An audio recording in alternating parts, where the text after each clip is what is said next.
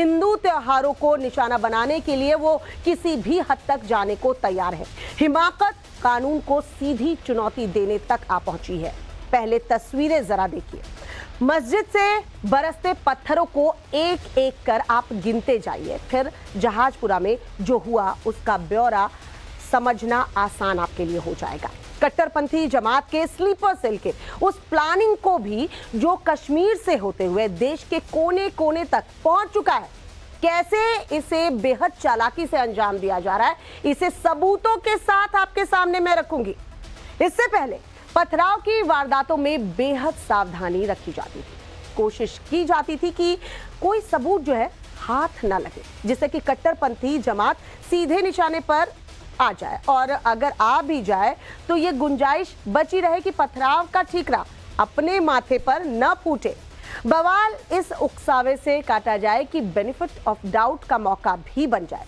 हिंसा बवाल काटने के बावजूद विक्टिम कार्ड खेलकर गर्दन बचाने का चोर रास्ता भी खुला रहे। लेकिन भीलवाड़ा में हद हो गई।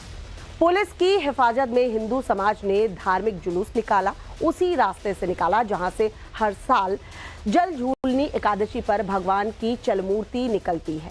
कोई डीजे नहीं, कोई गाजा बाजा नहीं, भगवान की डोली को कंधे पर लिए उनका जयकारा लगाते हुए सनातनी हिंदू अपने रास्ते निकल रहे थे। लेकिन पुलिस की मौजूदगी के बावजूद कट्टरपंथी गैंग अपनी हिमाकत पर उतर आया। वीडियो देखिए, साफ साफ आपको सुनाई पड़ रहा है कि जल झूलनी एकादशी के जुलूस को लेकर कैसी नफरती बयानबाजी कर रहे हैं। ये जरा वीडियो देखिए भी और इसे सुनिए भी।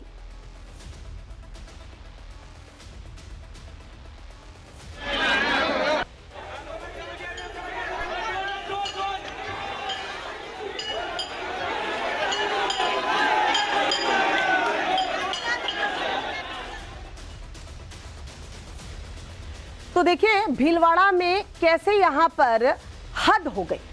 पुलिस मौजूद थी हिफाजत में, हिंदू समाज ने धार्मिक जुलूस निकाला था, उसी रास्ते से जुलूस निकाला गया जहां से अक्सर ये निकाला जाता रहा, और पुलिस की मौजूदगी भी रही। हर साल जल झूलनी एकादशी पर भगवान की दरअसल चलमूर्ति जो है इसी रास्ते से होकर गुजरती है।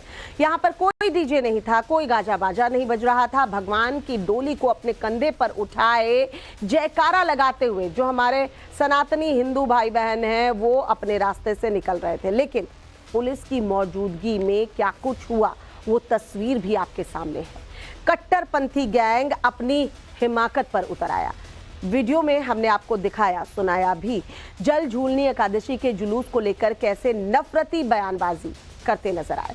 जुलूस जब करीब आया तो धक्का मुक्की कैसे शुरू हो जाती है, कैसे बवाल का उकसावा जो है वो दिया गया, उस पर भी आप गौर कीजिए।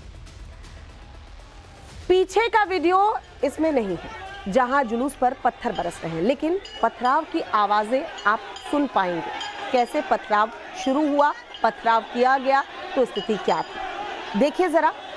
देखिए कैसे पथराव जो है वो शुरू होता है। आप देख पाएंगे पत्थरों से बचने के लिए पुलिस वाला कैसे घूमकर अपने बचाव में खड़ा हो जाता है, जबकि जल झूलनी जुलूस में शामिल लोग पत्थरों से बचने के लिए वहां से भागने लगते। क्या करते बेचारे, कहां जाते?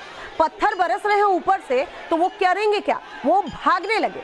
ये गुरिल्ला वार के हमले वाली स्टाइल है। इलाके में पहले एंट्री लेने दो, फिर बीच रास्ते तक पहुंच जाने दो, और जब घिर जाएं यानी बीच रास्ते में फंस जाएं, उसी रूट से जाना है, बीच रास्ते में पहुंच चुके हैं, अब वो फंस गए हैं, अब निशाना बनाया जाएगा। जी हाँ, निशाने की जद में जब आ जाएं तो ऊंचाई से हमला कर दो। भीलवाड़ा में ठीक ऐसा ही हुआ। इस रास्ते में सिर्फ मस्जिद से नहीं, कहां से पत्थर चले इसकी गवाही नवभारत के संवाददाता ने भी सुनी, जो बवाल के बाद मौके पर पहुंचे थे। सुनिए लोगों ने उनसे क्या कुछ कहा।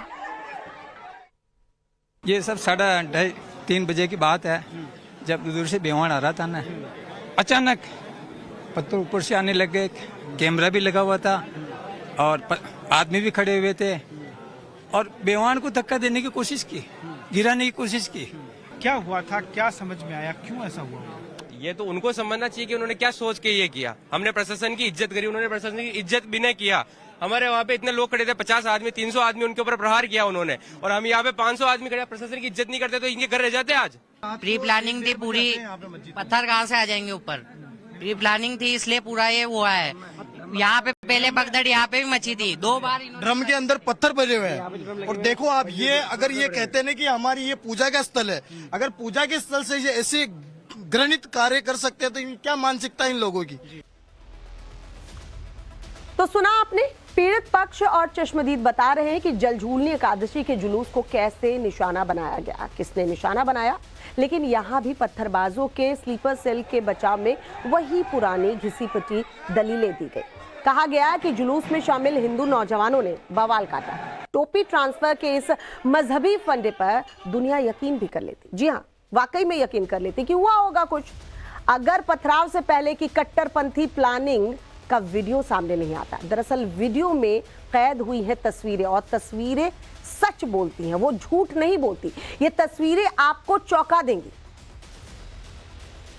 ये तस्वीर जरा देखिए, जहाजपुर के इस रास्ते में जैसे जलझूलनी एकादशी का जुलूस बीच में पहुंचता है, अचानक कट्टरपंथी गैंग जो है वो एक्शन में आ जाता है। लाल कुर्ते वाले इस लड़के को एक दूसरा लड़का पीछे से आपको खींचता हुआ नजर आएगा कि वो उसे खींच लेता अपनी तरफ। उसे किसने फरमान दिया ये तो यहाँ पता नहीं चल पा रहा है, लेकिन इसके बाद पीछे खड़े नाबालिग लड़के धीरे धीरे ईंट पत्थर हाथों में उठाकर चुपचाप मस्जिद की छत की ओर बढ़ते दिखते हैं। इन्हें ईंट पत्थर उठाते मौके पर मौजूद लोगों ने नहीं देखा। क्या ऐसे तर्कों पर कोई यकीन कर पाएगा? वहीं पर मौजूद है, ईंट पत्थर उठा रहे हैं, वहां से निकल रहे हैं और कोई उन्हें देख नहीं पा रहा है। संभव है क्या? यहाँ ऐसा लग रहा है कि आगे जो लोग खड़े हैं ना, इसलिए खड़े हैं ताकि पथराव की ये साजिश किसी की नजर में ना आए। यानी वो डिफेंड कर रहे हैं। वो जो आगे लोग खड़े हैं ना कतार में, जरा गौर से देखिए, पीछे उनके पत्थर लेकर आपको नाबालिग गुजरते हुए नजर आ रहे हैं और वो मानो कि खड़े हैं उनके बचाव के लिए। सब कुछ उसी तरह अंजाम दिया जाए जैसा कि इससे पहले जगह जगह किया जाता रहा है। ये पहले से प्लानिंग रही और यही वजह है कि पथराव जब शुरू हुआ तो बवाल कटा। लेकिन चूक यही हो गई, एक तो ये वीडियो पकड़ में आ गया। वीडियो सामने आने के बाद सब कुछ समझ में आ रहा है, सब कुछ क्लियर है। आईने में जैसे आप अपनी तस्वीर देखते हैं ना, वो बिल्कुल साफ नजर आती है। बिल्कुल ये वीडियो आप देखेंगे तो समझ में आएगा कि बहुत सब कुछ ना पहले से सेट था, साजिश रची गई थी। दूसरी तरफ गजवा गैंग ने पत्थरबाजों का जो स्लीपर सेल तैयार किया, उसने मस्जिद की खिड़की और छतों से इस बात की परवाह किए बगैर कि पत्थरों की बरसात उन्होंने कर दी, वहां कोई वीडियो भी बनाया जा रहा होगा, उन्हें इस बात का अंदाजा नहीं था और ये वीडियो बनाया गया। ये वीडियो सामने नहीं आता तो आप मानते क्या या दुनिया मानती क्या? वो बात यही सेट की जाती कि हिंदू नौजवान थे, उन्होंने वहां बवाल काटा और उसके बाद हाथापाई हुई या जो कुछ भी हुआ उसके बाद हुआ। लेकिन ये वीडियो जो सामने आया है, जो वीडियो बनाया गया है, वो चीख चीख कर कह रहा है कि साजिश किसने रची। ये कट्टरपंथी गैंग की जिहादी रणनीति का नया मॉडल है जिसमें नाबालिग मुस्लिम बच्चों को हथियार बनाया जा रहा है। गुजरात के सूरत में गणेश पंडाल पर पथराव में इसे खुलकर आजमाया गया। शुरुआती जांच में वहां भी यही राज खुला कि अलग अलग मदरसों के ऐसे बच्चों को पत्थरबाजी के काम पर लगाया गया था जो अनाथ है। मदरसों के रहमो करम पर वो पल बढ़ रहे हैं जिन्हें पुलिस ने पकड़ा भी तो कार्रवाई के नाम पर उन्हें जुवेनाइल होम भेजने के अलावा उनके पास कोई भी चारा नहीं था। क्या करते भाई, क्या करते? बच्चे हैं, कहाँ भेजेंगे? जुवेनाइल भेजेंगे। यानी कश्मीर में पत्थरबाजी वाले प्रयोग को गजवा गैंग ने नई शक्ल अब दे दी है। जिनके हाथों पत्थर फिकवाए जाएंगे उन्हें ही मासूमियत का हवाला देकर बचाने का इंतजाम भी रहेगा।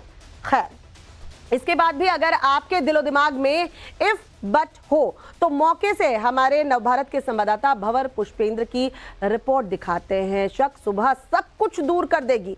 आपको देखने की जरूरत है कि जलझूलनी एकादशी का जुलूस चला कहां से और क्यों उसके लिए इस रास्ते से आना जरूरी था। मैं जहाजपुर में वहां मौजूद हूं जहां ये पूरा घटनाक्रम हुआ है। तस्वीरें आपको दिखाना चाहता हूं। सामने आप देख पा रहे होंगे पहाड़ के ऊपर एक किला बना हुआ है, वहां से भगवान की यात्रा निकलती है जिसको बेवाण कहा जाता है, और वो निकलती हुई इस मार्ग से यानी इस पहाड़ी के नीचे से होती हुई, और ये मेरे हाथ के इशारे के साथ साथ अगर आप देखेंगे तो यहाँ से होती हुई वो इस तरफ से और यहाँ इस मस्जिद के बिल्कुल बगल से निकलती है। लेकिन उसी दौरान यहाँ इस मस्जिद से जो छत आप देख पा रहे हैं, जो गुंबद है उसके ठीक बगल से यहाँ से पत्थर आना शुरू हुए, और पत्थर इस कदर आए कि लोगों को अपनी जान बचा करके भागना पड़ा। और उसी की बदौलत ये है कि आज पूरा शहर बंद है, चारों तरफ बंद कर दिया गया है। तस्वीरें मैं आपको दिखा रहा हूँ। यहाँ देखिए, ये तस्वीरें देखिए जहाँ मस्जिद के ठीक बाहर बैरिकेड लगाकर पुलिस का जाब्ता मौजूद है, और यहाँ धरने पर लोग बैठ गए हैं। ये तस्वीरें हम आपको दिखा रहे हैं, देखिए धरने पर लोग बैठे हुए हैं। ये तस्वीरें देखकर आप समझ सकते हैं कि किस तरीके से लोग बुलडोजर की मांग पर अड़े हुए हैं कि बुलडोजर चले। हालांकि प्रशासन ने भी अल्टीमेटम दे दिया है, 24 घंटे का अल्टीमेटम दिया है जिसमें उनको दस्तावेज प्रस्तुत करने होंगे। मस्जिद पर एक आदेश चस्पा किया गया है, नोटिस चस्पा किया गया है जिसमें 24 घंटे में वो तमाम चीज़ें मांगी गई हैं जो इस मस्जिद से रिलेटेड हैं, चाहे इसके स्वामित्व की बात हो, चाहे जगह की बात हो, चाहे निर्माण की स्वीकृति की बात हो, चाहे उसके क्षेत्र, उसके पट्टे, उसकी रजिस्ट्री की बात हो। इन तमाम चीज़ों को लेकर के दस्तावेज मांग लिए गए हैं। लेकिन ये देखिए यहाँ जहाजपुर में एक तरीके से 2 बॉर्डर बन गए हैं। इस तरफ पालकी रखी हुई है भगवान की जो यहाँ आनी थी, इस घर के अंदर आनी थी। आप देखेंगे ये यहाँ के उस गढ़ से रिलेटेड परिवार, राजपूत परिवार है जिनका ये घर है, हवेली है। इस हवेली पर आकर पूजन होना था और इससे फिर आगे यात्रा जानी थी, और ये लोग वहां से उसको लेकर आते हैं। लेकिन उसी दौरान पत्थरबाजी हुई और ये पूरा घटनाक्रम सामने आया।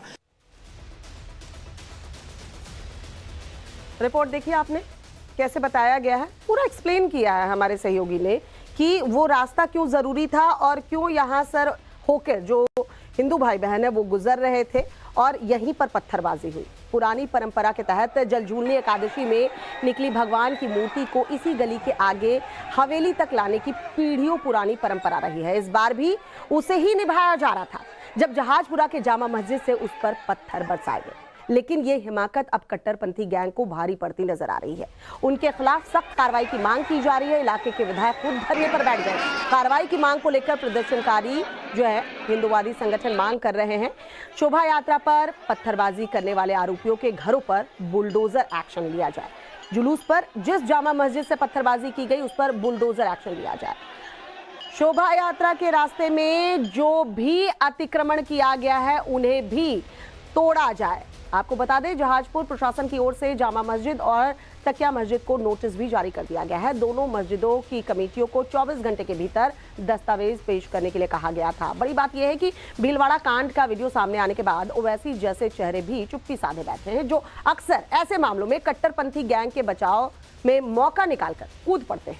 उनके खिलाफ होने वाली कार्रवाई पर सियासत भी चमकाते हैं। ऐसी कार्रवाई को जुल्म बताकर मुस्लिम तबके को उकसाते भी है। मौलाना मदनी का क्या कुछ कहना है जब ऐसे पथराव होते हैं उसको लेकर, वो भी आपको सुनवाते हैं, जरा सुनिए। सर ये सिचुएशन आपको तब नहीं समझ में आती है जब सूरत के एक पंडाल में एक समुदाय जाकर वहां पर पत्थरबाजी कर देता है गणेश पूजा के दौरान, ठीक है, और उसमें मदरसे की इन्वॉल्वमेंट खुलकर सामने आती है जो अभी तक इन्वेस्टिगेशन की बात है। ठीक है, लखनऊ में घर में घुसकर गणेश मूर्ति तोड़ दी जाती है। मांड्या में आप जाकर देख लीजिए जो तस्वीरें वहां पर सामने आई, उससे हिंदू खतरे में आ गया है। नहीं, मैं ये बिल्कुल नहीं कह रहा। अच्छा, आप ये चाहते हैं, मैंने ये बिल्कुल नहीं कहा। आप ये आप ये समझ रहे हैं, आप ये समझ रहे हैं कि हम लोग उसका विरोध नहीं कर रहे हैं। नहीं, मैं आपकी राय, क्योंकि आपको इस देश के आपके कौम की राय बहुत बड़ी आबादी लेने के फॉलो करती है। सर, राय लेने के लिए सवाल दूसरी तरह से होगा, फिर वो इस तरह सवाल नहीं होगा जिस तरह आप सवाल कर रहे हैं। ये सवाल तो आपका, अगर मैं इस पर जरा भी राय दूं तो इसका मतलब ये होगा कि मैंने ये मान लिया कि सारा काम मुसलमान ही कर रहा है। तो ये वो मेरी राय लेनी है, वो दूसरी तरह आप सवाल करेंगे, और मेरे ऊपर, मेरे सर पे रख देना है तो सवाल इसी तरह होगा जैसा आप